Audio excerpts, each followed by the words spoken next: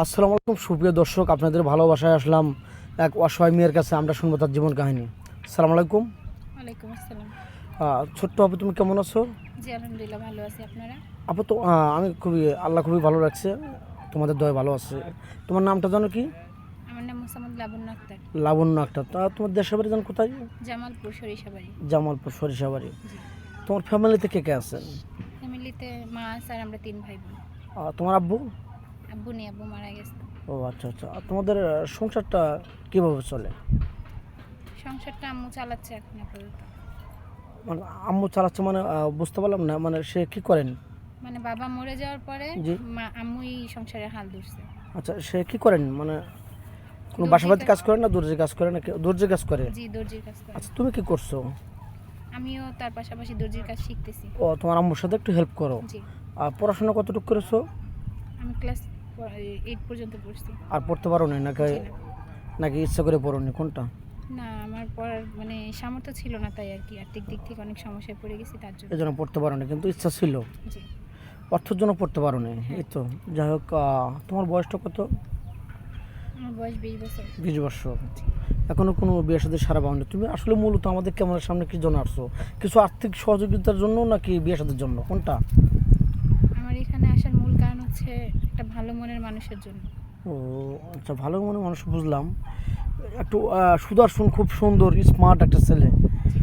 তাহলে ওরকম ছেলে যদি তুমি পাও, তুমি কেমনে বুঝবো যে ছেলেটা আর অরিজিনাল ভালো? আমার এই স্মার্ট বা এত সুন্দর লাগবে না, মানুষটা দেখতে যেমনই হোক, মানুষটা যেন ভালো হয়, সঠিক হয়। মানে যার সাথে সারাটা জীবন আমি কাটাবো, সেই মানুষটা আমাকে অনেক ভালোবাসবে, অনেক কেয়ার করবে, এরকম একটা মানুষ আমার চাই। বা আমার কাছে তার কোনো চাওয়া পাওয়া থাকবে না, মানে যৌতুক বলতে কোনো শব্দ সে নিবে না, মানে আমার কাছে কিছু চাইবে না কখনো, এরকম একটা মানুষ চাই। বুঝতে পারছো যে তুমি মুসলিম বা মুসলমান, যৌতুক হলো হারাম, তুমি যৌতুক নেবেও না দিবেও না, ঠিক আছে? এটা তো বলতে চাচ্ছ। জি। শুধু সে ম্যানটা ভালো হলেই আমার এনাফ। 2 মুঠো ভাত কম খাবো, কিন্তু ছেলেটা ভালো হতে হবে। হ্যাঁ। একজাক্টলি, এই তো। তো যাই হোক, তুমি তো মুসলমান, জি। নামাজ কালাম তো পড়া হয়। জি পড়া হয়। আচ্ছা, তুমি কি খেতে ভালোবাসো? ফুচকা, চটপটি, বা কোনটা, ঝালমুড়ি? হ্যাঁ, ফুচকা আমার অনেক পছন্দ। ফুচকা খুবই খুবই পছন্দ না? জি। মানে স্বামীকে জ্বালাতন করবে, ফুচকার দোকানে প্রতিদিন নিয়ে যাবে নাকি? যে জিনিস পছন্দ সেটা প্রতিদিন খাওয়া হয় না, মানে সপ্তাহে 1বার 2বার বা 3বার। যাই হোক, একটু ভালো ফান লাগে। করলাম।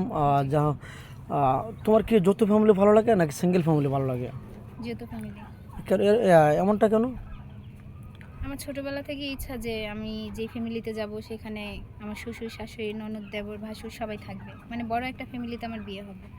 আমি তাদের সবার সাথে মিলেমিশে থাকবো, তাদের সেবা করব। শ্বশুর শাশুড়িকে কোন চোখে দেখবে? মা বাবার চোখে দেখবে জি নাকি? অবশ্যই মা বাবার চোখে দেখবো, কারণ আমার বাবা অনেক ছোটবেলায় মারা গেছে। আচ্ছা, দেখো এই ভিডিও পাবলিক হচ্ছে, দেশ প্রবাস থেকে দেখছে মানুষজন। তোমাকে কিভাবে পাবে? তোমার ফোন নাম্বারটা দিয়ে দেবো।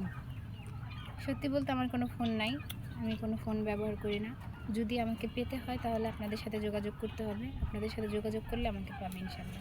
আপনার শুনতে পেলেন, মেয়েটা কোনো ফোন নেই। মেয়েটা অনেক অসহায়, মেয়েটা অনেক ভালো, অনেক ব্যবহারে, অনেক আচরণ খুবই ভালো। যাক, মেয়েটাকে বিয়ে শাদী করলে আপনার ঠকবেন না, আশাবাদী, মুসলমান এবং নামাজ কালামও পড়ে। তো আর কোনো ফোন নেই, আমাদের ফোন নাম্বার দেওয়া থাকবে স্ক্রিনে। কেউ ভিডিও কল দেবেন না দয়া করে, অডিও কল দেবেন। ভিডিও কল দিলে ব্লক করতে বাধ্য হবো। ভালো থাকবেন, সুস্থ থাকবেন, এই বলে শেষ করে দিচ্ছি। আল্লাহ হাফেজ।